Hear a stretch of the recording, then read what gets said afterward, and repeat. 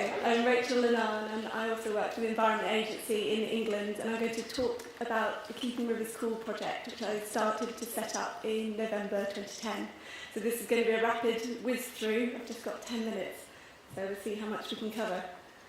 I was lucky enough to work with some very enthusiastic and influential partners, such as the Wye and Usk Foundation and the Ribble Rivers Trust, who really made this programme of work happen.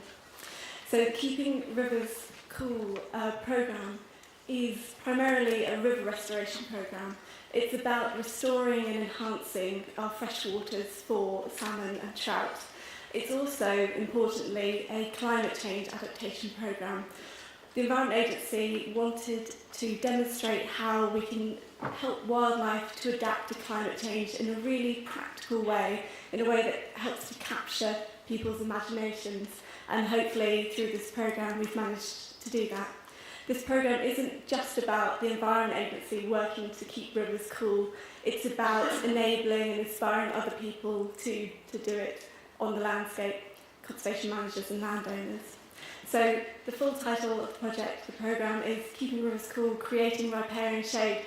And in this context, when I talk about riparian shade, we're looking at sort of transforming upstream upper catchment landscapes like this on the left into ones like this on the right through either tree planting or natural regeneration through fencing and excluding livestock.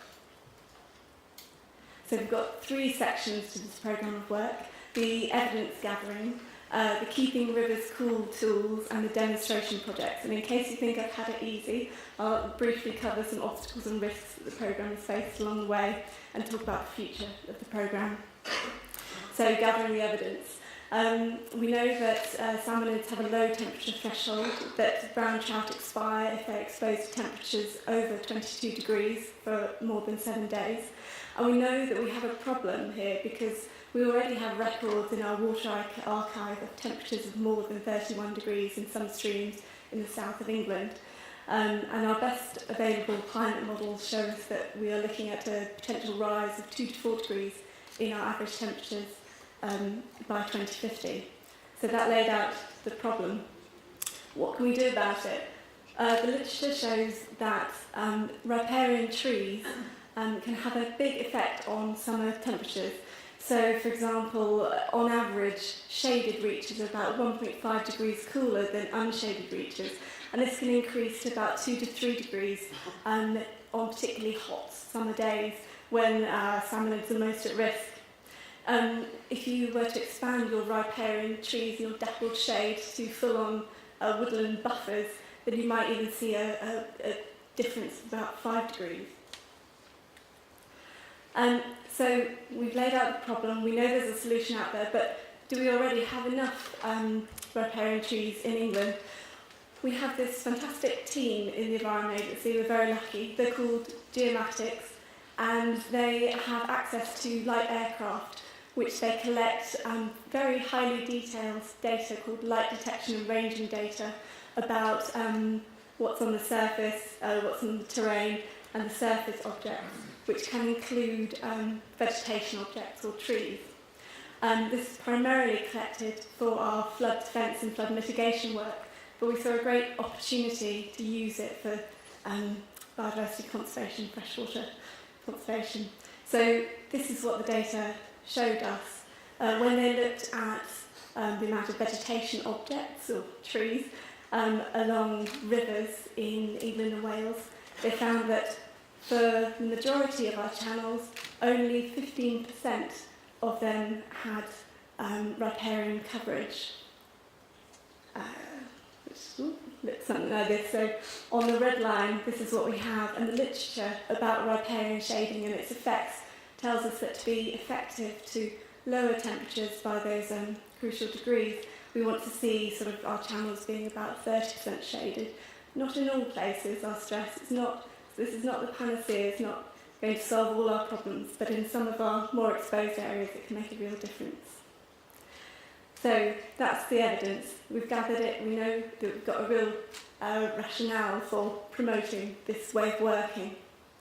So our next step was to think about what tools we could create for stakeholders, partners, to use and go out there and start creating riparian shade in the right places. And we went to our geomatics team again and said, what can you do for us? And they were able to produce these riparian shade maps. And these are really great maps because they're just based on a catchment scale. So if you are a conservation manager and interested in creating more woodland or riparian trees in your catchment for the purposes of shading, you just need to look at your catchment map and it will show you the relative shade within your catchment. So the most shaded areas and the least shaded areas, the ones which have most exposure to sunlight. And then they're able to go out and ground truth it, go out onto the site and see if it's suitable for tree planting or natural regeneration. So we now have these catchment maps for 40 of our WFD management catchments, and we'll have them for the entire, all of England by the end of this year. So a really useful resource there. We also developed a guidance manual which explains, where to plant the right trees and where to plant them in the right places, what funding sources are available. We've distributed this widely to landowners, NGOs. It's available on our website if you're interested, the Environment Agency website. And to make the maps widely available, we worked in partnership with Michelle Walker at the Rivers Trust to create this catchment mapping portal. This mapping portal is available for anyone who registers on the website, and you can view the Keeping Rivers Cool mapping data on it, as well as a whole plethora of WFD data or river basin management data.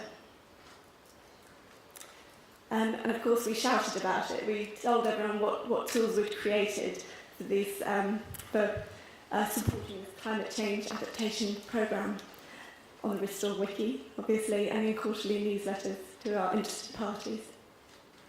So once we created the tools, we thought what would be really useful for some people would be to actually do it in demonstration projects. We wanted to move from theory to reality to demonstrate it could be done.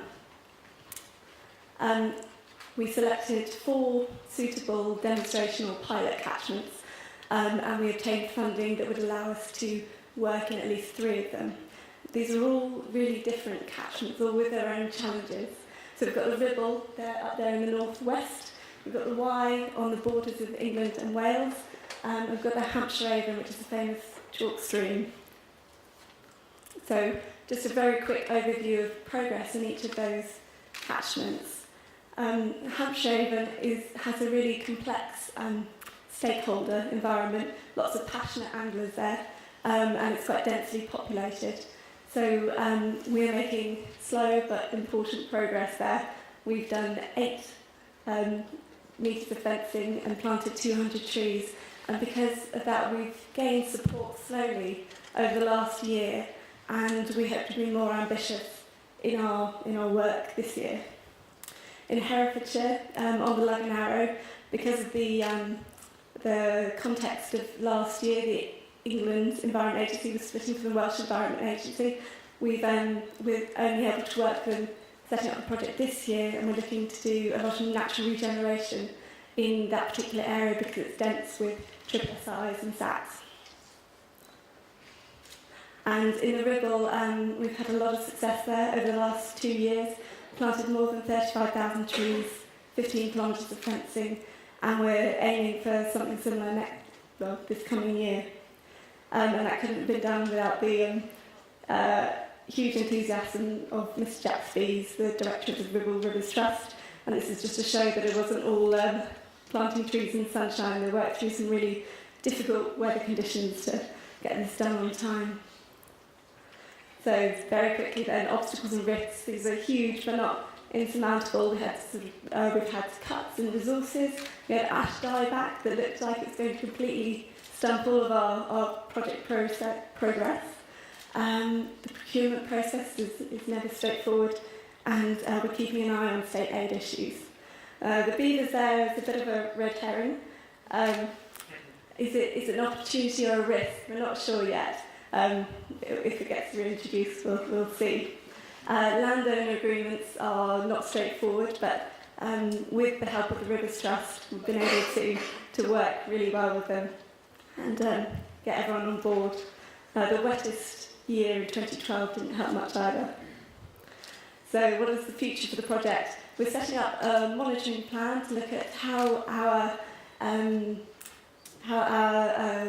tree planting and our work on creating riparian shade has influenced temperatures, and this is going to be a very long-term monitoring plan, how it impacts on invertebrate populations and of course the fish populations. And next year we'll be looking for external funding. If there's anyone out there who is interested in a LIFE project bid, potentially, do let me know. And distributing our shade maps more widely. So thank you very much for listening, and I'll just leave you with this quote, because the success of this programme relies on getting our landowners and river users on board. Thanks very much.